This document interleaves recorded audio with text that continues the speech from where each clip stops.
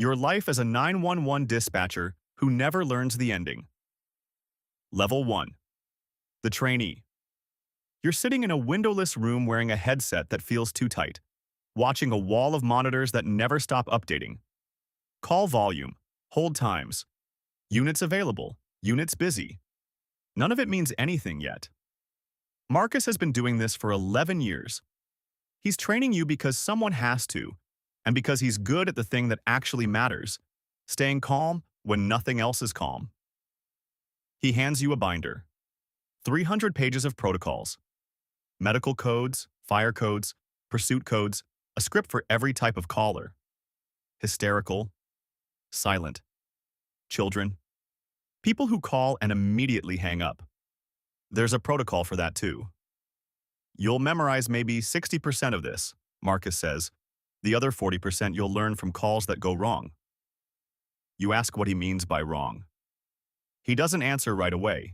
He's listening to something on his headset, one hand raised for quiet, and you realize this will happen constantly. Conversations interrupted by someone else's emergency. The first thing they teach you is tone, not what you say, how you say it. Calm is contagious, panic is contagious. You are choosing every single time you open your mouth which one spreads to the person on the other end of the line. You practice on recorded calls first. Old ones, scrubbed of identifying details used for training. A woman whose husband collapsed in the kitchen. A teenager reporting a break-in. A man who can't remember his own address because adrenaline has wiped it out of his head. You listen to 40 of these calls in your first week. None of them have endings. The recordings cut off when units are dispatched. You never hear what happened after.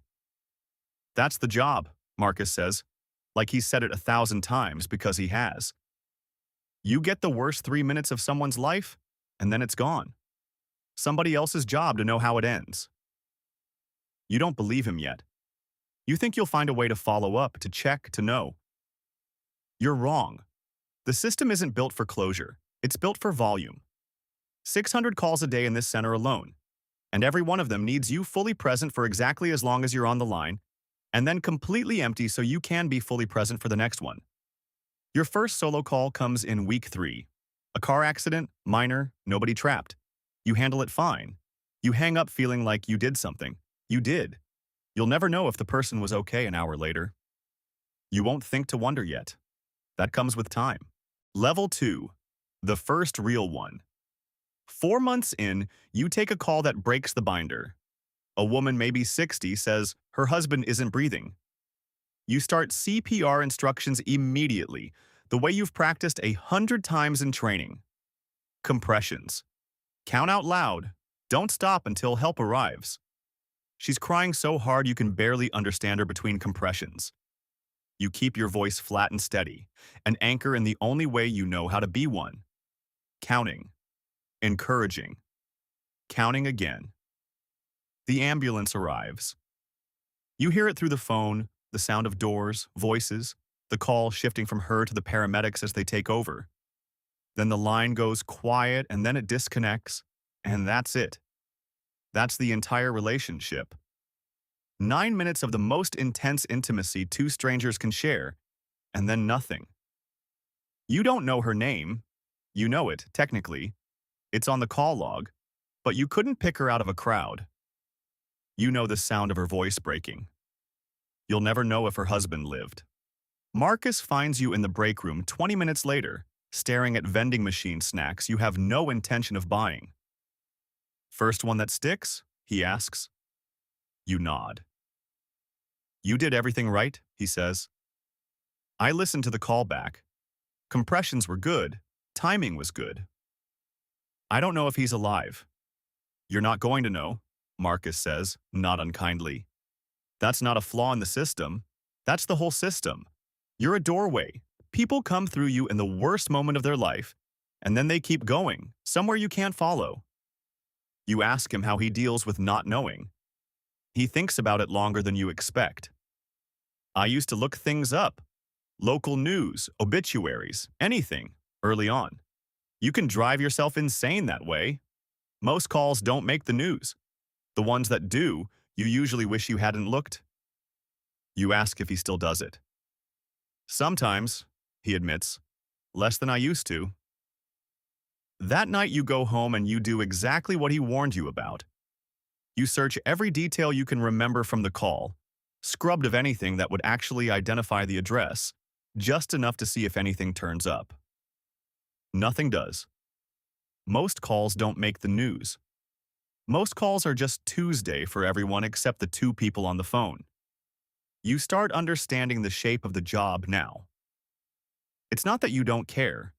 It's that caring has to end somewhere, has to be contained somewhere, or it will follow you into every shift until there's nothing left of you to give the next call. Level 3. The pattern. A year in, you've built calluses you didn't know you needed. You learn to recognize call types in the first 3 seconds. The cadence of a panicked parent versus a panicked spouse. The particular quiet of someone calling about a suicide versus someone calling about an overdose, even though both can sound the same to someone who hasn't done this for a year. You learn the geography of your jurisdiction by heart, which streets flood, which apartment complex has the broken gate code that delays response time, which areas the units already know to expect trouble in before dispatch even finishes the sentence. You take a call from a child, maybe 7 years old. Her mother is on the floor and won't wake up. You keep her talking, keep her calm. Walk her through, checking if her mother is breathing. Get the address out of her in pieces because she doesn't know the street name but knows the gas station on the corner. Units arrive in 6 minutes. The line goes quiet the way it always does. You never learn what happened to the mother. You think about the daughter for days, not the mother. The daughter, and whether she has someone to explain this to her, whether anyone tells her it wasn't her fault, whatever it turns out to have been. Marcus has a rule he tells new trainees, and now he tells it to you in passing, like it's just become useful information rather than wisdom. Don't follow them home in your head. You'll burn out in 2 years instead of 20. You ask how he's lasted 11. I used to not have the rule, he says. I have it now. You start noticing the dispatchers who didn't develop the rule. They burn hot and quiet, then they're gone, transferred or resigned or simply not renewed for another contract. The job doesn't forgive people who carry every call home with them. It can't. There are too many calls and only one of you.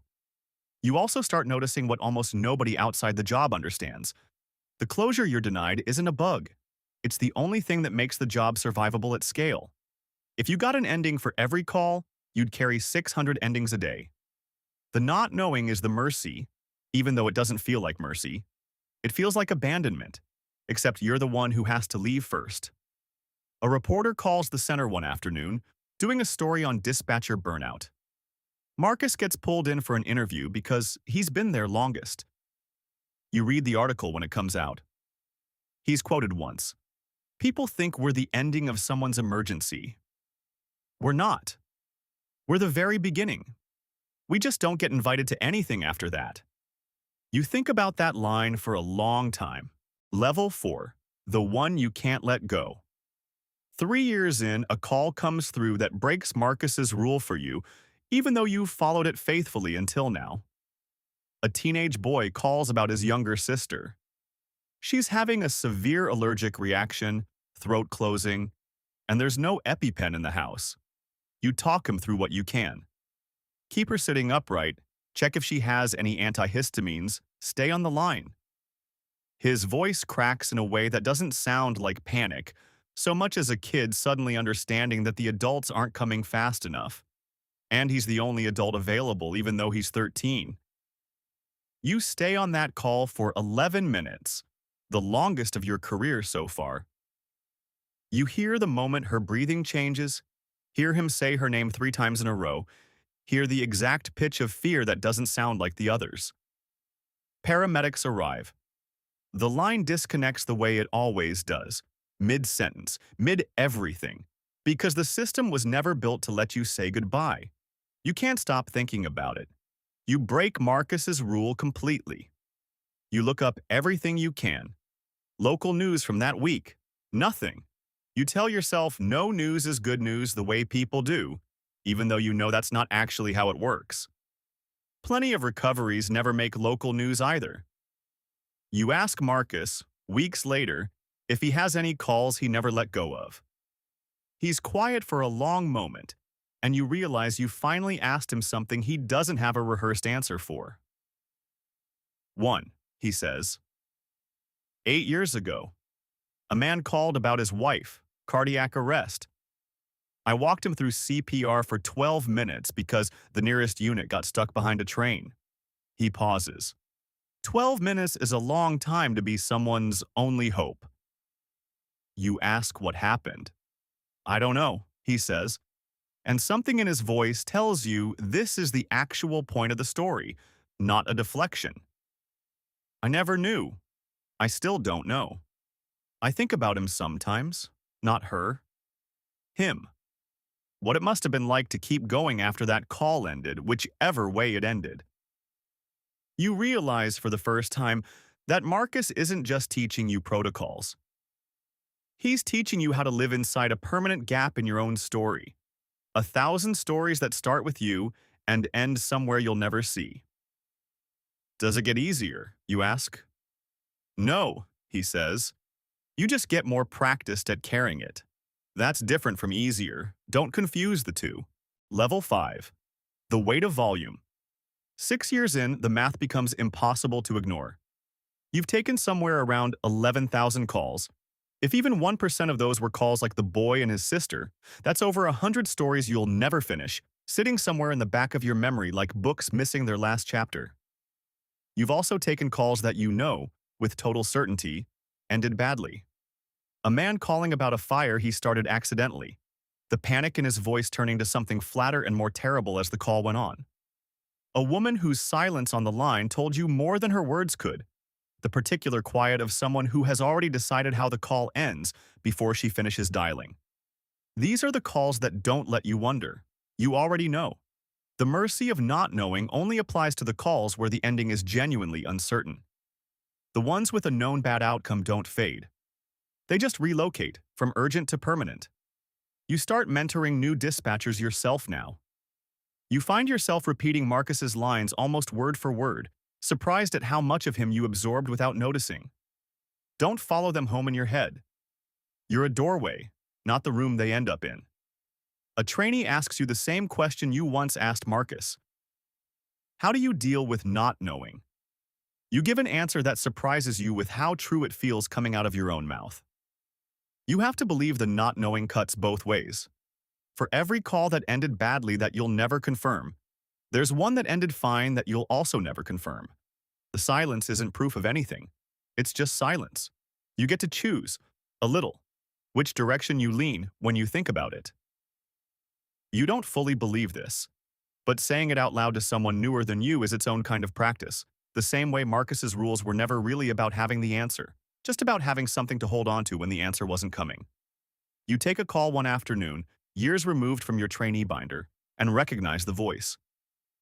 Not the exact person, you'd never know that, but the cadence, the particular shape of panic from someone who has called before for something else entirely. You wonder briefly if there's a version of this job where the same handful of households call you across a decade, an accidental, invisible thread connecting their worst days to your ordinary Tuesdays. You'll never confirm it. You let it go, mostly. Level 6. The doorway. 11 years in, the same tenure Marcus had when you started, you understand something he never quite said outright but spent a decade demonstrating. The job was never about endings. It was never going to give you any. What it gives you instead is the beginning of 10,000 stories, each one real, each one mattering enormously to exactly one or two people for exactly the worst few minutes of their lives, and then never again to you. Marcus retired 2 years ago. He sends a text sometimes, nothing dramatic, just checking in. You ask him once, finally, if he ever found out what happened to the man whose wife had the 12-minute cardiac arrest. He says no. He says he stopped looking eventually, not because he stopped caring, but because he realized the wondering itself had become its own kind of relationship with that call, separate from whatever actually happened. The call lived in him as an open question, and at some point the question became more honest than an answer would have been. because an answer would have closed something that maybe needed to stay open. You think that's either the wisest or the saddest thing anyone's ever told you. Possibly both. You're still at the center. You've trained 11 new dispatchers. Some have lasted, some haven't. You tell all of them the same things Marcus told you, in roughly the same order, because some truths only land once you've earned the right to say them through your own voice instead of borrowing his. You think, some nights, about the sheer number of people who exist on the other side of your worst 3 minutes, walking around in a world you'll never see them in again, having survived or not survived, something you were present for and absent from in the very same breath. There's no national statistic that captures what this job actually costs. No number for the calls that never resolve in your memory. No tally for the strangers whose voices you'd recognize if you ever heard them again and never will. The job isn't measured in outcomes. It's measured in volume, and volume doesn't care about closure. What you know for certain, somewhere out there, a man is alive today because a stranger once told him exactly when to push on his wife's chest.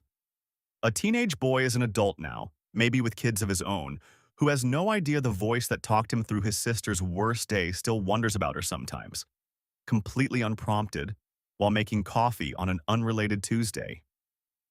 You were there for the very beginning of something enormous in someone else's life. You were never invited to the rest of it. That was never the deal. The job doesn't ask you to know how the story ends.